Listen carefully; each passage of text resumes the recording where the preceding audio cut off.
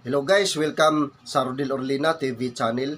So sa video kong ito ngayon, ituturo ko sa inyo kung paano nga ba mag-edit dito sa app ng CapCut ng video. So katulad na lang sa video na nasa taas mga idol. Yung higante, tapos tumalon siya, naging normal na lang na tao. So para malaman natin yan kung paano ko yung gawin, sundan nyo lang ang video kong ito hanggang sa dulo. Kasi dito ituturo ko step by step kung paano ito gawin. So kung baguhan ka man lang din dito sa aking YouTube channel na di pa nakapag-subscribe, mag-subscribe ka na. Nang sa ganun, magiging updated kayo sa masusunod ko pa na uploads na video katulad nito.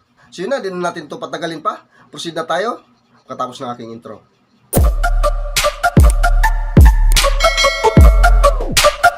Para makapagsimula tayo, i-click lang natin tong CapCut. Din ngayon, kunin natin yung ating video na naka-record. So ito siya, click natin to. Din i-add lang. Para di maingay yung ating pag-record mga idol, i-click natin tong mute clip. Ito siya. So matik na yan mga idol. Wala na yung ingay. So una natin gagawin dito, i-click natin tong clip na ating na-add overlay. Din dito sa tools, hanapin natin yung press. I-press natin yan.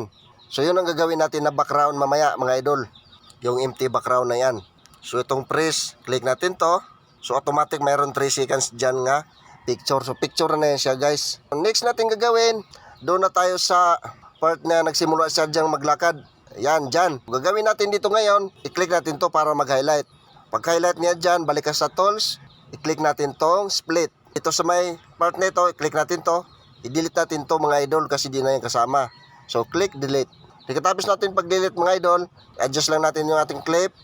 Yan, hanggang pagtapos niya pagtalon dyan, hanggang doon sa maka, layo na siya dyan nga part. Yan. So i-split na naman natin to ngayon mga idol. I-click lang natin tong clip natin na overlay. Then pagka-highlight, click tong split. Katapos, delete. Hindi na to kasama dito mga idol. So gagawin lang natin dito ngayon, itong unang clip natin mga idol, ito sa unahan, itong empty background, click natin to. Ito yung i-overlay natin. Dito sa tools, hanapin natin yung overlay mga idol. Saan si overlay? So ito sa overlay. Yan, click natin overlay.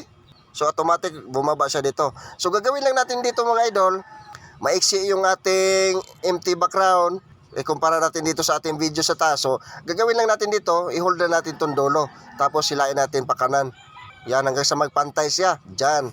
So, pantay na siya mga idol. So, para mangyari na yung ating i-fix nga yung tumalon na higante, tapos bigla siyang naging normal na lang na tao.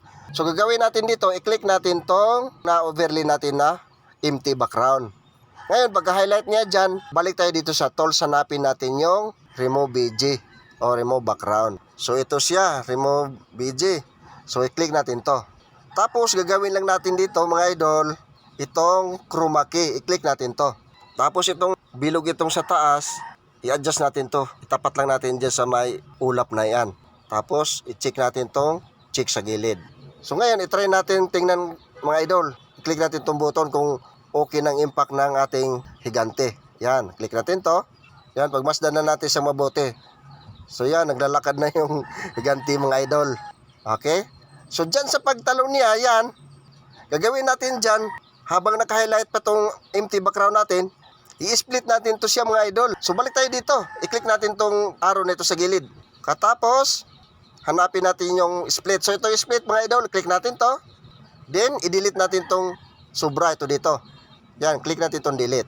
So ngayon mga idol, pagputol natin sa empty background na yun, so subukan natin ulit siyang i-play para makita natin yung result mga idol kung okay na yung pagtalon ng ating higante. Bumalik na ba siya sa dating anyo niya. So click natin tong button na ito.